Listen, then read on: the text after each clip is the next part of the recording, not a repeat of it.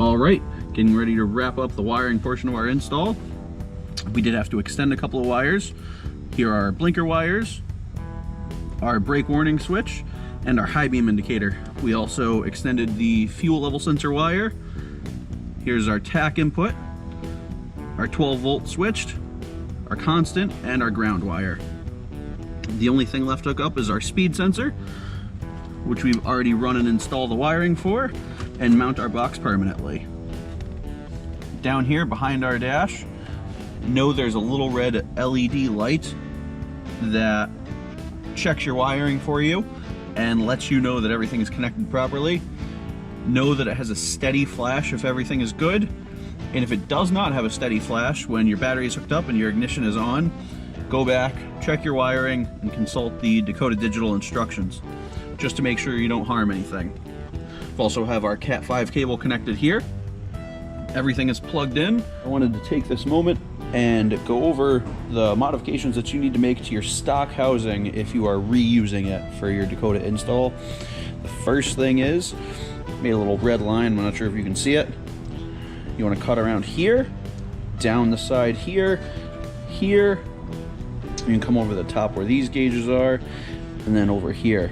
You want to make sure you leave this plastic intact because it has to hold your headlight bracket, and then come back up here and make sure you leave this mount.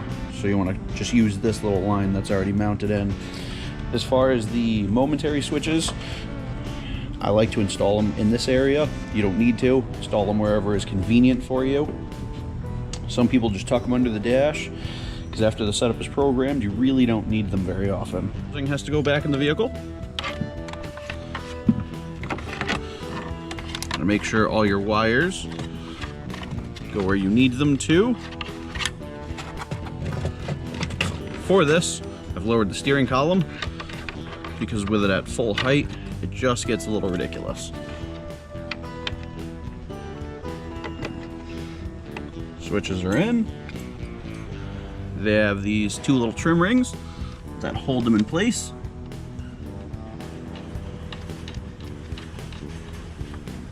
There's one.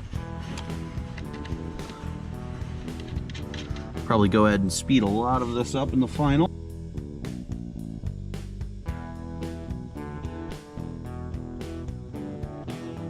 Remember, when you're installing these nuts, not to go too tight, otherwise you're liable to break your housing, and that's no fun.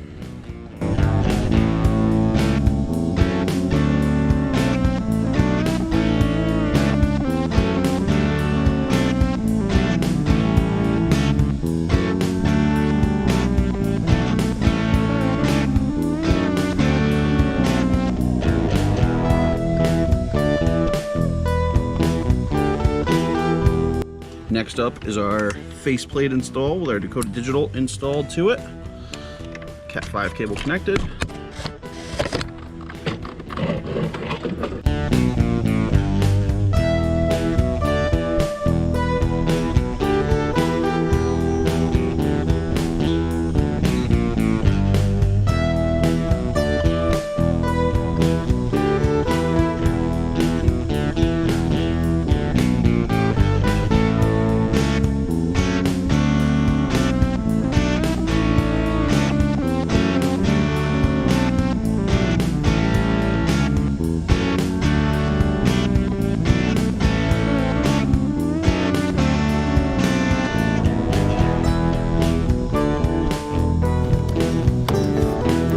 Time.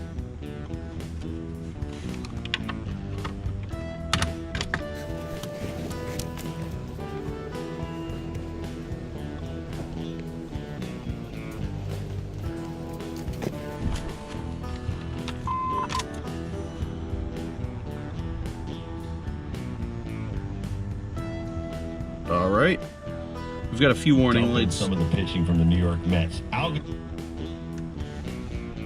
We've got a few warning lights to go over and check out here, but all in all, everything lights up as it should, and everything looks clean and works well. But here we are, going through the setup portion of the video. I apologize if this is a little bit shaky. Trying to get this clear is a little on the difficult side. First things first, we have our SW1 button and SW2 as Dakota calls them. Come up here, you're going to hold the SW1 function and turn the key to the accessory position. Here. All right.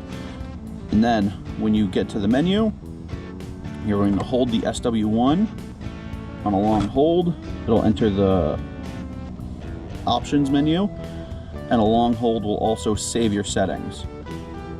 For the signal, it gives you the option of a low voltage signal, ECM, MSD box, along those lines, and a high voltage signal, which if you're running an HEI or a point style ignition, you use the high option. So a long hold will save that for us. You get it done, and then a long hold, we're done with the TAC menu. Next is our volts menu. We're going to long hold that. We'll set our warning. Hold that. Low. 11 is a good low point, so we're going to hold that. All right, voltage is done. All right. Our water. And you're just going to go through these menus. We hope this video series has helped you with your own Dakota Digital install at home. If you have any questions, leave a comment in the video, shoot us an email, or give us a phone call, 877-243-4943.